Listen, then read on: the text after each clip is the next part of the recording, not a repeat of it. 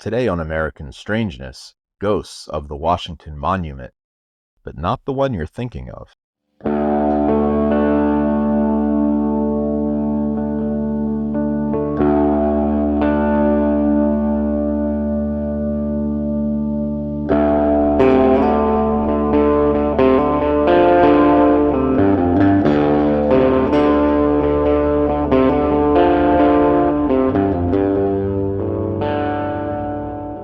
Today we're talking about ghosts that haunted the Washington Monument, not the famous obelisk on the National Mall in Washington, D.C., but the 32-foot stone tower shaped like a milk bottle near Boonesboro, Maryland. It was built in 1827, the first monument to George Washington ever completed. The citizens of Boonesboro assembled at their town square on the morning of July 4th, 1827, and marched en masse to a local summit, where they built the dry-laid stone tower up to 15 feet in one day. They returned later that year to complete it up to 30 feet. Today, the first Washington Monument sits restored on state parkland that encompasses its location on the 1,550-foot summit of South Mountain's Monument Knob, originally called the Blue Rock, along the Appalachian Trail. But in 1924, the tower was a neglected ruin mired in a bramble patch, its crumbling upper structure battered by lightning and a huge gash in its side rent by vandals with dynamite. They didn't just spray paint back then. The Blue Rock Tract is indeed something to conjure up the supernatural, wrote the Buffalo Courier in 1924. According to local tradition, a Union Army deserter was concealed at the monument during the September 17, 1862 Battle of Antietam by his sweetheart, a girl from nearby Zittlestown. It was the bloodiest day in American history, with 22,727 dead, wounded, or missing on both sides. One night, on the anniversary of the Civil War battle, the lovers disappeared. It was thought that the ghosts of the soldiers' fallen comrades had returned for revenge, burying the couple under the Blue Rocks. On each anniversary of the Battle of Antietam, the ghosts were said to fight again, the girls' moans and cries echoing over the landscape. A separate ghost, a tall and beautiful white lady, also haunts the region, chilling to the bone anyone who sees her.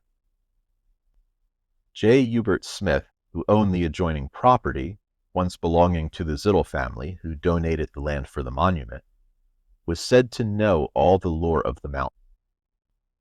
Some folks claim, he said, they're seeing the black dog again, an omen of evil which hasn't been active for 10 years.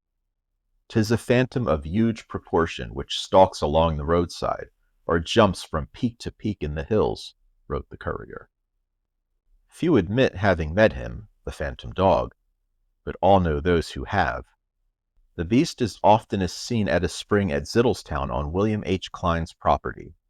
Klein knows a man who, he said, once cut the specter in two with an axe, but it merely went on prancing without the body joining again for several minutes. When he recovered from his surprise, the thing jumped over the nearby church and faded from sight.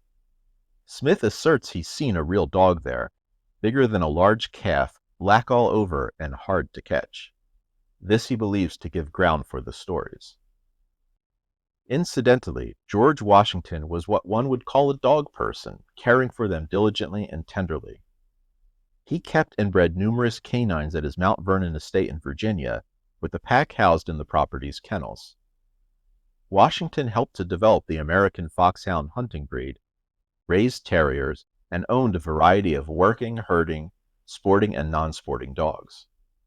Among this menagerie were Newfoundlands, a breed similar in appearance to the shaggy phantasm of English folklore, the black phantom dog. I'll be talking more about this phenomenon in future videos. A hunter, too, was attached to the household establishment. Tom Davis and his great Newfoundland dog Gunner were as important characters in the department for furnishing game and wildfowl as Father Jack in that of fish, wrote George Washington Parker Custis, Martha Washington's grandson from her first marriage, and the adopted son of George Washington. So vast were the numbers of the canvasback duck on the Potomac in the ancient time that a single discharge of Tom Davis's old British musket would procure as many of those delicious birds as would supply the larder for a week. Custis didn't comment on Gunner's color, unfortunately. One of Washington's French hounds, Vulcan, was fondly recalled by Custis as being so large that he and other children sat astride his ample back like he was a horse. In one hilarious episode, Vulcan barged into the Mount Vernon kitchen during a dinner party and wrested an entire smoked ham from the clutches of the kitchen staff, absconding with the main course. George Washington broke the unfortunate news to his guests, laughing at the dog's antics, although Martha was quite less amused. Again, Custis didn't comment on the dog's coloring, although the website Presidential Pet Museum, with unclear sourcing, describes Vulcan as a large black dog. Perhaps one of the Founding Fathers' four-legged best friends continues to guard the grounds of the first monument ever constructed in its master's honor. Be sure to bring a phantom dog bone on your next visit.